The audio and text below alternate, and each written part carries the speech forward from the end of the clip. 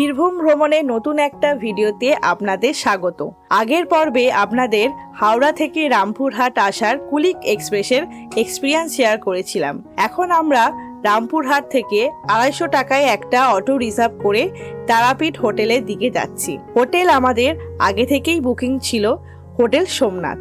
আমরা একটা budget room নিয়েছিলাম, ভাড়া পড়েছিল 900 টাকা একদিনের জন্য। রুমের সাইজ বড় ছিল আর পরিষ্কারও ছিল।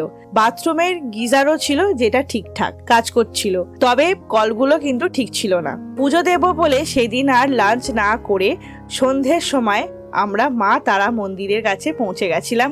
আমরা 2 নাম্বার গেট দিয়ে গেছিলাম। এই গলিটাও কিন্তু বেশ জাঁকজমক, আর আমরা যে পূজারি ঠিক করেছিলাম তার দোকান 2 নাম্বার গেটের সামনেই ছিল। তাই ডালা নিয়ে আমরা একদম মন্দিরের দিকে চলে গেছিলাম। তবে আমরা যখন গেছিলাম তখন পুরো পুকুরটা ঘুরে মন্দিরের দিকে যেতে হচ্ছিল, তবে কারণ কি সেটা জানি না। এখানে আপনাদের বলবো, এখন কিন্তু মোবাইল আর ক্যামেরা নিয়ে মায়ের মন্দিরের ভিতরে প্রবেশ করা যায় না। লাইন যেখান থেকে শুরু হচ্ছে সেখানেই কাউন্টার আছে, ওখানেই জমা করে দিতে হবে।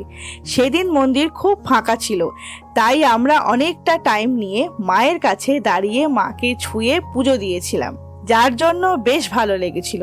পুজো দিয়ে একটু ঘুরে হোটেলে ফিরে এসেছিলাম, আর রাতের খাবারের জন্য চাউমিন আর রুটি মিক্স ভেজ নিয়ে এসেছিলাম। এখন তবে টাটা, দেখা হবে পরের ভিডিওতে বীরভূমের সতীপীঠ ভ্রমণ নিয়ে। আপনারা তাড়াতাড়ি সাবস্ক্রাইব করে নিন।